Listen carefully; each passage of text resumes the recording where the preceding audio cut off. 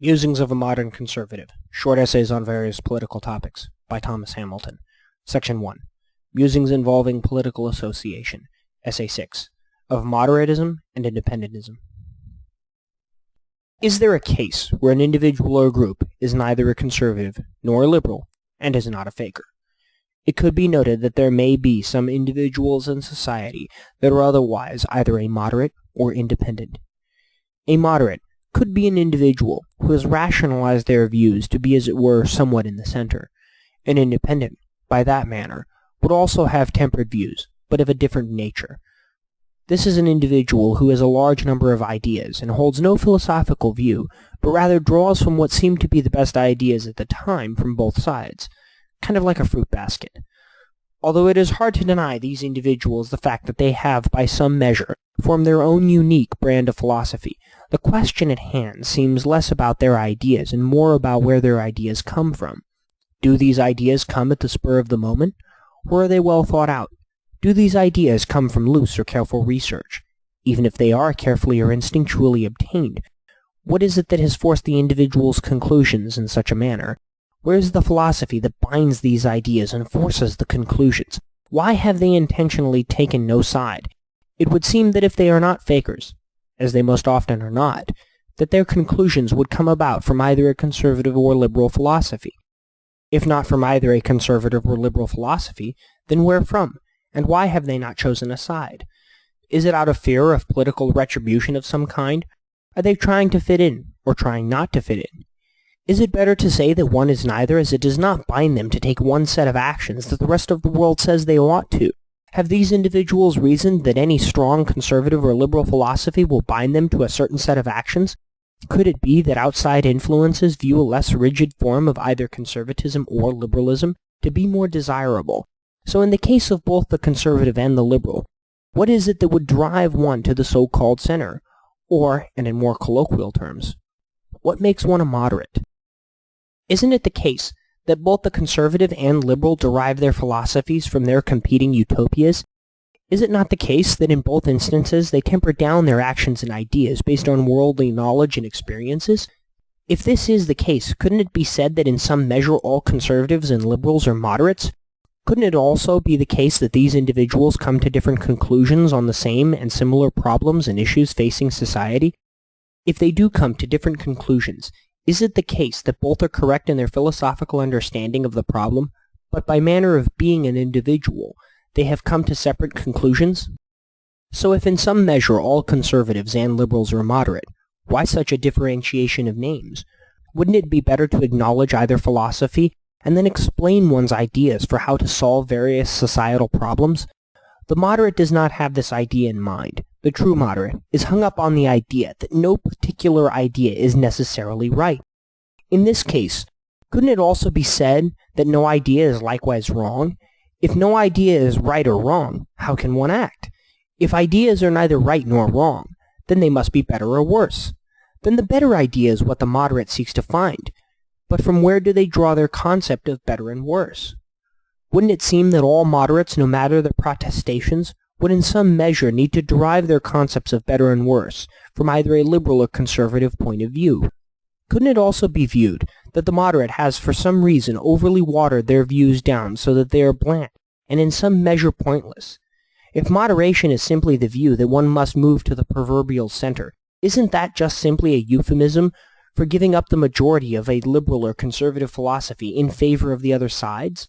Rationalization is key to both the liberal and conservative, but it is not to say that over-rationalization is somehow better or by any means makes one somehow superior. Wouldn't it seem better for an individual to have a strong rationalized view than it would for them to have a weak and often over-rationalized view? By contrast to the often weak and watered-down moderate, the independent has a different set of circumstances that drive them to their own perplexing conclusions. I see two types of independence in the world. The first is the individual who chooses no political party, but in all other instances has either a conservative or liberal philosophy. These individuals are true independents. The second is the fruit basket independent, as they have no single philosophy, but rather come to conclusions based on the situation at hand, and will pick and choose what they deem to be the best outcome from both philosophies. I call these individuals either self-hating conservatives or self-hating liberals. Why self-hating? Isn't it the case that drawing conclusions from both sides could have the best outcome? Wouldn't it be better to get the best ideas from both sides rather than limiting one's ideas because of a dogmatic philosophy? Why not have a situation where all individuals simply seek out the best solution to the problem without the restraints of a philosophy? Even if one has a philosophy, couldn't it just be in general to do what is in the best interest of those around you? Why not allow all those around you to be treated equally as well as maintaining their individuality? Couldn't there be a concept or grouping of concepts that at its root is simply better? Can't there be a sort of constant change in solutions that fit the needs of one particular moment? Isn't it better to be able to view all possible outcomes from all possible conclusions, and then from that, create an outcome that is best suited for the situation? Couldn't society, at least in some measure, be both equal and free? Couldn't we allow most individuals to act on their own, but through force of government, bring about more equality? Why not have more individuals with more, but not as much more, and those with less, with a little more less? Shouldn't this be in part the job of government? Wouldn't this occur naturally if not for greedy individuals? Why not have rules that allow people more help than less help? Not that everyone must be equal, just more equal. Why not make laws that force this? It would still be the case that some have more than others, but that those that do have more could share more. This is what I call the self-hating conservative. They draw the idealism that everyone ought to be equal, but conclude that all individuals are not. Why is it better to be equal? Isn't the conservative philosophy already equal? Isn't all labor valued? Isn't the real concern of the self-hating conservative that the conservative will not allow the lower of society to gain? That because of outside circumstances the labor in question is not valued enough, so something must add value to it because the value ought to be equal. So where does the self-hating conservative get their concern from? As of now, I cannot find a need for such concern, other than that self-hating conservatives, for some reason or another, dislike fakers more so than their fellow conservatives, and feel that overcompensation is better than undercompensation. Then what about the self-hating liberal? What is it that makes them any different from the self-hating conservative? Couldn't it be the case that while everyone ought to be equal, all individuals could simply be treated equal, rather than be a collective? Why not allow for total individuality rather than collectivization? Why remove that which makes one an individual in order to make everyone equal? Isn't the lack of equality really a matter of wealth, rather than anything else? If everyone had a reasonable way to create wealth, and those that had more had to give it up to those less fortunate, couldn't this also be just as well? Without a loss of any individuality, couldn't there be a system that only divided up wealth instead of all things? Couldn't there be a government that only focused on wealth equalization, but allowed individuals to go about their own pursuits? Maybe. But what if those pursuits were monetary in nature? What about the inventor who creates, not just to better himself, but others around him? What if a new process is created for the purpose of gaining more money by being more efficient? What about those that get more wealth because their skills are rare and unique? What purpose would an individual pursuit have if not for some gain? And by that token, what would a society be like if everyone simply did what they wanted, even if it had no value?